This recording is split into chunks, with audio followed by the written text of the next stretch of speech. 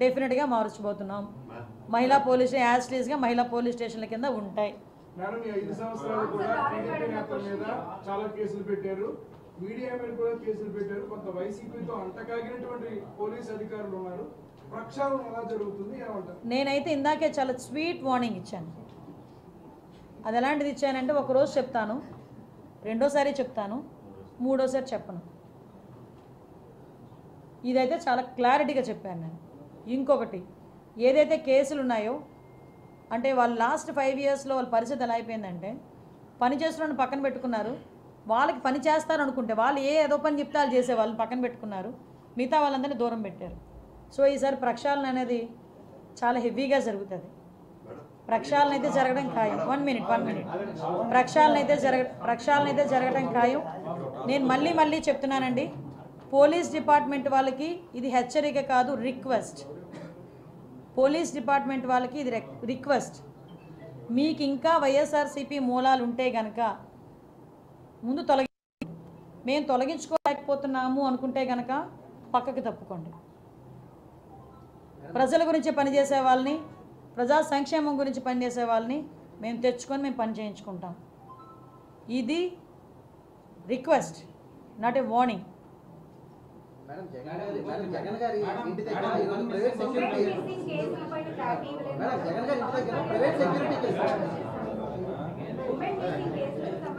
Women missing కేసులు అసలు యాక్చువల్గా నేను తీయమని చెప్పానండి. ఉమెన్ మిస్సింగ్ కేసెస్ ఎన్ని మీ దగ్గరికి వచ్చినాయి? అసలు నాకు ఒక అతను ఎవరో పాపం యూఎస్ నుంచి ఎవరో ఒక అతను మెసేజ్ పెట్టాడు, వాళ్ళ అమ్మాయి May 11th మిస్ అయిందంట. యాజ్ ఆఫ్ నో ఇప్పటి వరకు లేదంట, కనిపించలేదంట. నేను అది ఇందాకే సిపి గారికి చెప్పి అసలు అప్పుడు సారీ డేటా మా దగ్గర ఇప్పుడు ప్రతిపక్ష హోదాలో ఉండేటప్పుడు మా దగ్గర ఉండడం ఒకటి. ఈరోజు మేము అధికారంలోకి వచ్చిన తర్వాత త్రూ అఫీషియల్ మేము ఆ డేటా తీసుకొని దాన్ని బేస్ చేసుకొని మేము ఏ ఎంక్వైరీ వేయాలి, ఏది కమిషన్ ఏర్పాటు చేయాలన్నది మేము నిర్ణయం తీసుకుంటాం. డెఫినెట్గా నేను ఫర్దర్గా స్టేట్ లెవెల్ అఫీషియల్స్తో కూర్చునేటప్పుడు దాని మీద నిర్ణయం తీసుకుంటాం.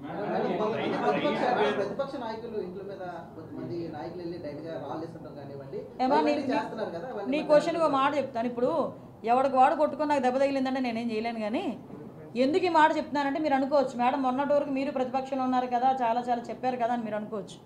ఒక్కసారి ఆలోచించండి, ప్రజలు మాకు ఇచ్చిన మ్యాండేట్ 151 కాదు, 164. రాష్ట్రం మొత్తం మీద చూసుకుంటే 11 మంది అవతల ఎమ్మెల్యేలు ఉన్నారు, 164 మంది మా ఎమ్మెల్యేలు ఉన్నాం.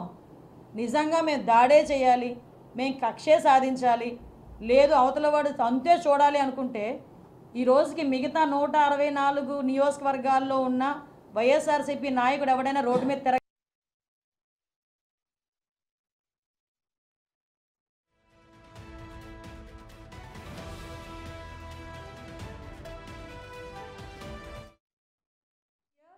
మాకు లేదు. At the same time Chandrababu Naidu గారు చాలా క్లియర్గా కక్ష సాధింపు చర్యలు మేము చేయమని చెప్పారు. కాబట్టే దెబ్బతిన్న కార్యకర్త కూడా నాయకుడు మాట మీద ఇంట్లో కూర్చున్నాడు. కానీ ఎవరైతే అన్యాయం చేశారో, అవినీతి చేశారో అలాంటి వాళ్ళని మాత్రం యాజ్ పర్ రూల్ వాళ్ళని పనిష్ చేస్తాం. ఓకే, మీరు ఇందాకన్నా దాడులు జరుగుతున్నాయని, దాడులే జరుగుతున్నాయో చేయించుకుంటున్నారో అది కూడా చేస్తాం. నిజంగానే దాడి జరిగింది అనుకోండి, డెఫినెట్గా వాళ్ళ మీద చర్యలు తీసుకుంటాం. మా పార్టీ వాళ్ళనే చర్యలు తీసుకుంటాం. నేను ఇంకోటి కూడా చెప్పాను, గంజాయి విషయంలో మా పార్టీ వాడు ఫోన్ చేసినా మీరు రెస్పాండ్ అవ్వద్దని చెప్పాను నేను.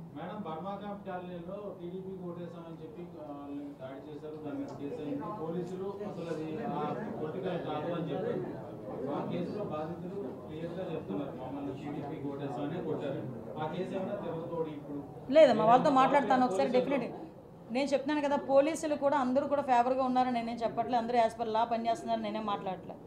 వాళ్ళలోని కూడా మిక్సింగ్ ఉంది, డెఫినెట్గా ఉంది ఆ మిక్సింగ్. దాన్ని కూడా మేము ప్రక్షాళన చేస్తాం. నాకు ఇంకా 3 days అయింది హోమ్ మినిస్టర్ ఇచ్చిన, టూ ఎర్లీ కదా. ఎస్,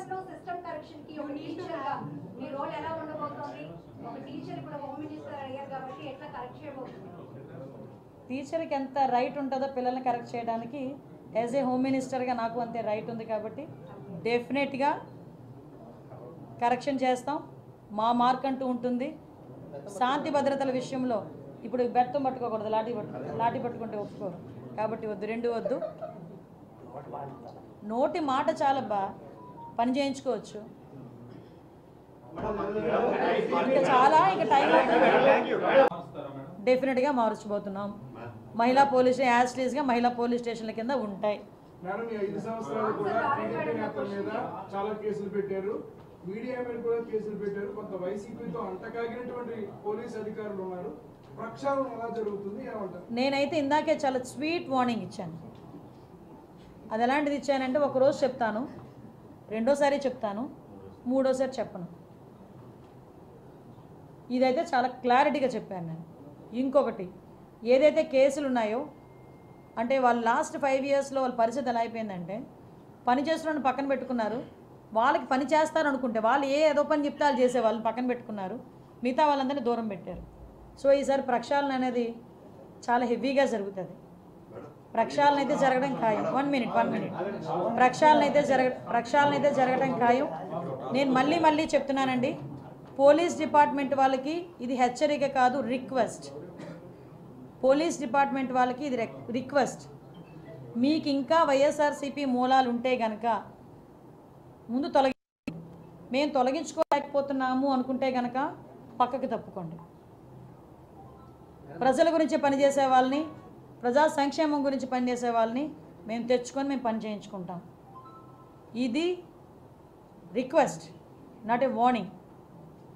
మేడం, జగన్ గారి ఇంటి దగ్గర ఈరోజు ప్రైవేట్ సెక్యూరిటీ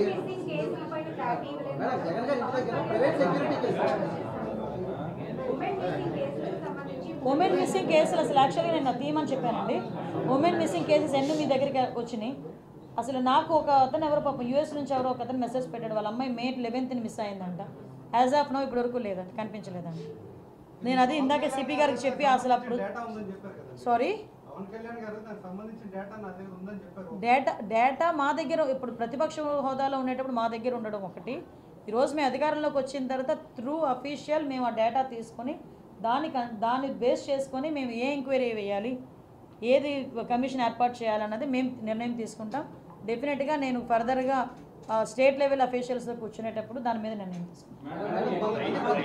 ప్రతిపక్ష నాయకులు ఇంట్ల మీద కొంతమంది నాయకులు వెళ్ళి డైరెక్ట్గా రాళ్ళేస్తుంటాం కానివ్వండి. నీ క్వశ్చన్ ఒక మాట చెప్తాను. ఇప్పుడు ఎవడికి వాడు కొట్టుకొని నాకు దెబ్బ తగిలిందంటే నేనేం చేయలేను. కానీ ఎందుకు ఈ మాట చెప్తున్నానంటే మీరు అనుకోవచ్చు, మేడం మొన్నటి వరకు మీరు ప్రతిపక్షంలో ఉన్నారు కదా, చాలా చెప్పారు కదా అని మీరు అనుకోవచ్చు. ఒక్కసారి ఆలోచించండి. ప్రజలు మాకు ఇచ్చిన మ్యాండేట్ 151 కాదు, 164. రాష్ట్రం మొత్తం మీద చూసుకుంటే 11 మంది అవతల ఎమ్మెల్యేలు ఉన్నారు, 164 మంది మా ఎమ్మెల్యేలు ఉన్నాం. నిజంగా మేము దాడే చేయాలి, మేము కక్షే సాధించాలి, లేదు అవతల వాడు అంతే చూడాలి అనుకుంటే ఈ రోజుకి మిగతా 164 నియోజకవర్గాల్లో ఉన్న వైఎస్ఆర్సీపీ నాయకుడు ఎవడైనా రోడ్డు మీద తిరగ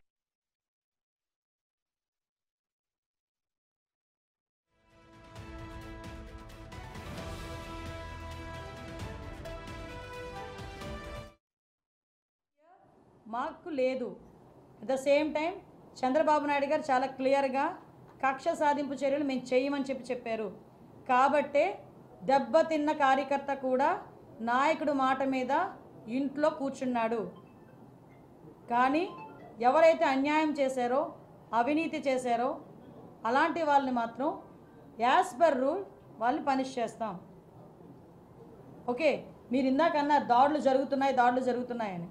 దాడులే జరుగుతున్నాయో చేయించుకుంటున్నారో అది కూడా చేస్తాం. నిజంగానే దాడి జరిగింది అనుకోండి, డెఫినెట్గా వాళ్ళ మీద చర్యలు తీసుకుంటాం. మా పార్టీ వాళ్ళనే చర్యలు తీసుకుంటాం. నేను ఇంకోటి కూడా చెప్పాను, గంజాయి విషయంలో మా పార్టీ వాడు ఫోన్ చేసినా మీరు రెస్పాండ్ అవ్వద్దని చెప్పాను నేను. మేడం, బర్మా క్యాంప్ కాలనీలో టీడీపీ ఓటేసామని చెప్పి దాడి చేశారు, దాని మీద కేసు అయింది. పోలీసులు అసలు అది పొలిటికల్ కాదు అని చెప్పారు. ఆ కేసులో బాధితులు క్లియర్గా చెప్తున్నారు, మమ్మల్ని టీడీపీ ఓటేసామని కొట్టారు. ఆ కేసు ఏమైనా తిరుగుతోడు ఇప్పుడు లేదమ్మా, వాళ్ళతో మాట్లాడతాను ఒకసారి. డెఫినెట్గా నేను చెప్తున్నాను కదా, పోలీసులు కూడా అందరూ కూడా ఫేవర్గా ఉన్నారని నేనేం చెప్పట్లేదు, అందరూ యాజ్ పర్ లా పనిచేస్తున్నారని నేనేం మాట్లాడట్లేదు. వాళ్ళలోని కూడా మిక్సింగ్ ఉంది, డెఫినెట్గా ఉంది ఆ మిక్సింగ్. దాన్ని కూడా మేము ప్రక్షాళన చేస్తాం. నాకు ఇంకా 3 days అయింది హోమ్ మినిస్టర్ ఇచ్చిన. టూ ఎర్లీ కదా. ఎస్,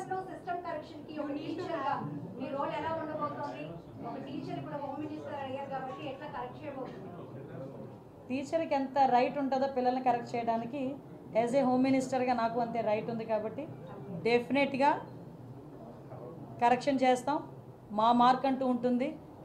శాంతి భద్రతల విషయంలో ఇప్పుడు బెత్తం పట్టుకోకూడదు, లాఠీ పట్టుకుంటే ఒప్పుకోరు కాబట్టి వద్దు, రెండు వద్దు. నోటి మాట చాలబ్బా, పని చేయించుకోవచ్చు. ఇంకా చాలా ఇంకా టైం